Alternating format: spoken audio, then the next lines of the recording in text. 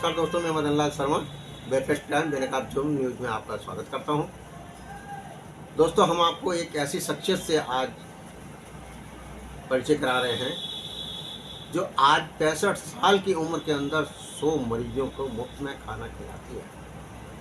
सलाम है इन वृद्ध माता जी को जो आज भी परोपकार के लिए एक मिसाल बनी हुई है, लोगों के लिए एक मिसाल बनी हुई है।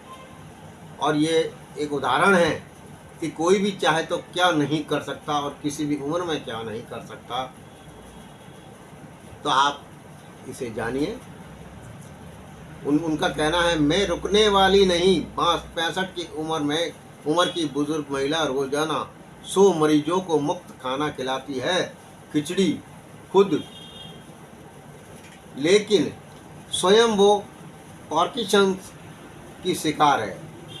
पार्किंसंस नाम की एक बीमारी होती है, उसकी वो स्वयं जबकि बीमार है, बावजूद वो 100 मरीजों को डेली खाना बना के खिलाती है। जी हाँ, किरण कामदार किसी फरिश्ते से कम नहीं है। वे 65 साल की उम्र को पार कर चुकी है, खुद पार्किंसंस की रोगी है। अपनी बीमारी के बारे में पता चलते ही किरण ने एक नेक फैसला लिया। उन्होंने हर रोज़ 100 मरीजों को मुफ्त खिचड़ी खिलाने की ठान ली। महाराष्ट्र के पालघर में एक सरकारी अस्पताल में किरण रोजाना उनके लिए खिचड़ी बनाकर ले जाती है। वे पिछले 3 साल से ऐसा ही कर रही है। इस दौरान एक भी दिन ऐसा नहीं गया जब उन्होंने मरीजों को खिचड़ी नहीं पहुंचाई हो। 3 साल में एक भी दिन वह नहीं चुकी है। महाराष्ट्र के पालघर में डीएम पेटिट सरकारी अस्पताल है। आसपास के 15 से अधिक गांवों के मरीज यहां इलाज के लिए पहुंचते हैं। जैसे जैसे दोपहर के भोजन का समय करीब आता है, उन्हें एक बुजुर्ग महिला का इंतजार रहता है। किरण कामदार के पहुंचते ही ये इंतजार खत्म हो जाता है। वह ट्रॉली पर खिचड़ी से भरे हुए डिब्बों के साथ अस्पताल पहुंचती है। पिछले 3 सालों से ये उनका नियम बन चुका है। यह अब तक कभी नहीं टूटा।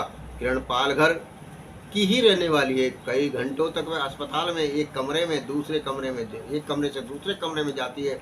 हर दिन 100 से अधिक लोगों को गर्मा गर्म खिचड़ी परोसती है। इसमें मरीज और उनके परिवार भी शामिल होते हैं। पार्किंसंस रोग के बावजूद वह हर सुबह 5 बजे खिचड़ी बनाना शुरू कर देती है। जी हाँ, 5 साल पहले अपनी बीमारी के बारे में उन्हें पता चला था। 5 साल पहले किरण कामदार को पता चला था कि उन्हें पार्किंसंस है। इसने उनकी दुनिया को हिला कर रख दिया। इसके बाद उनके मन में सवाल आया कि क्या वह आगे अपना सक्रिय जीवन जारी रख पाएंगी। दिन में घर की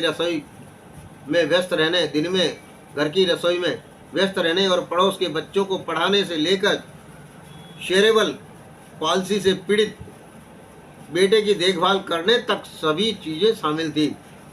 अपने खाली समय में किरण क्लास 1 से 10 तक के गरीब बच्चों को मुफ्त में पढ़ाती थी। ऐसे में 2018 में जब उन्हें अपनी बीमारी के बारे में पता चला तो वह डराने वाला था। परिवार को आशंका थी कि इसके कारण किरण के सक्रिय जीवन में बाधा पड़ सकती है, लेकिन किरण की रफ्तार उनकी बीमारी नहीं रोक पाई। खुद उनके पति को लगता है कि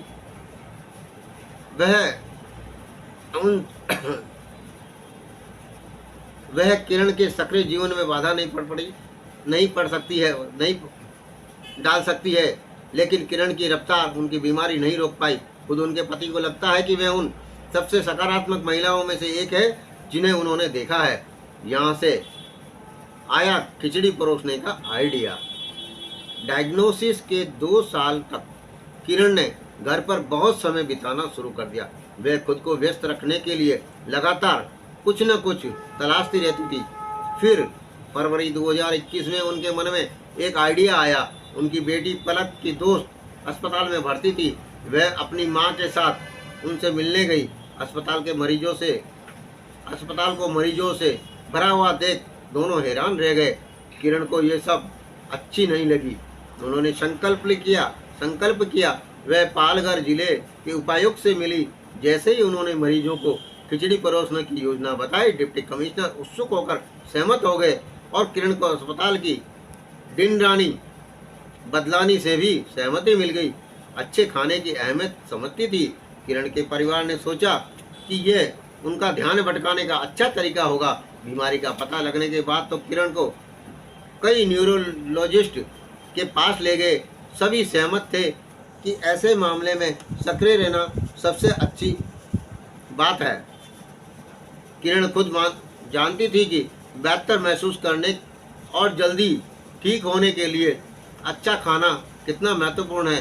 वह मरीजों को वही लग्जरी खाना देना चाहती थी। अगली सुबह परिवार सब्जियां काटने के लिए उठा। किरण ने उन्हें बताया कि वह 22 किलो खिचड़ी तैयार कर रही है।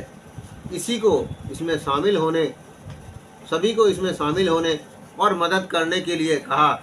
ऐसा करने के लिए वो खुशी खुशी तैयार हो गए।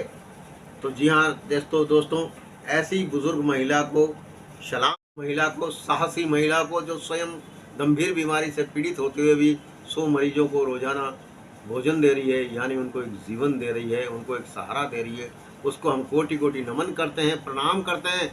उनके सास को सलाम है, उनके परिवार वालों को भी सलाम है कि वो उनका साथ दे रहे हैं। तो दोस्तों, ऐसी रोचक जानकारियां आपके लिए हम लेकर के प्रस्तुत होते रहते हैं। आपसे अनुरोध है कि हमारे चैनल को सब्सक्राइब करें, लाइक करें, कमेंट करें और अपने कीमती सुझाव आप हमें अवश्य दें, जिससे कि हम अपने वीडियोस की क्वालिटी में और सुधार ला सकें। जय हिंद, जय भारत, नमस्कार।